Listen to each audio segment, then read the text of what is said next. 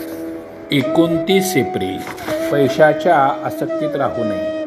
कामवासना आणि पैसा दोन्हीही परमार्थाला घातक आहे. मला जर कोणी विचारलं की त्यातल्या त्यात जास्त घातक काय आहे ते सांगा, तर मी सांगेन की पैसा हा त्यातल्या त्यात परमार्थाला जास्त हानिकारक. पैसा हा भगवंताची निष्ठा फार कमी करतो. भगवंताने आपल्याला पैसा दिला, तो आपण सत्पात्र आहोत म्हणून का दिला आहे यासाठी भिकाऱ्याला पैसा देताना उगीच वाद घालू नये. तसे करणे म्हणजे काही न करण्याची बुद्धी होय.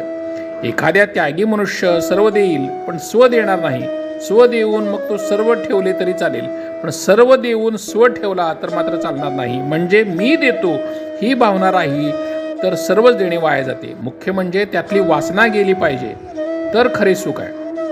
देहा पाया धरून त्यावर इमारत बांधू लागलो तर इमारत पक्की कशी होणार? मी माझा देह म्हणतो आणि ताप येणे न येणे, इजा होणे न होणे हे आपल्याला हातात आहे का? मी माझे रक्षण करीन असे म्हणतो, पण वाटेत ठेच लागून पडल्यावर लोकांनी मला घरी आणावं लागतं. म्हणजे जीवित किती परस्वाधीन आहे.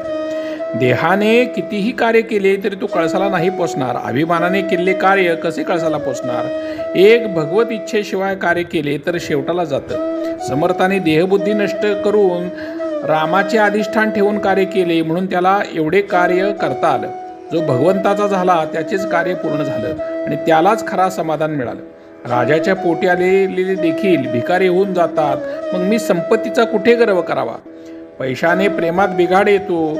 अगदी जवळचे नातेवाईक सुद्धा दूर होतात. मी खरे सांगतो, पैशाच्या आसक्तीत तुम्ही राहू नका. ही आसक्ती नाहीशी करण्याचा सोपा उपाय म्हणजे संत समागम. आज खरे संतच कुठे आहेत असे आपण म्हणतो, पण आम्हाला संत भेटावी तळमळ खरी लागलेली नसते. संतांचा संतपणा दिसत नाही याचं कारण आमच्यात तळमळ नाही.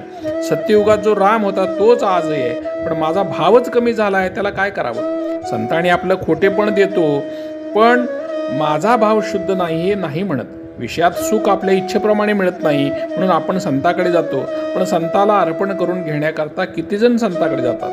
देवाकरता देवाकडे जाणारे किती अन्य आहेत? मनाने नेहमी मी रामाचा आहे ही भावना ठेवावी. श्रीराम जय राम जय जय राम.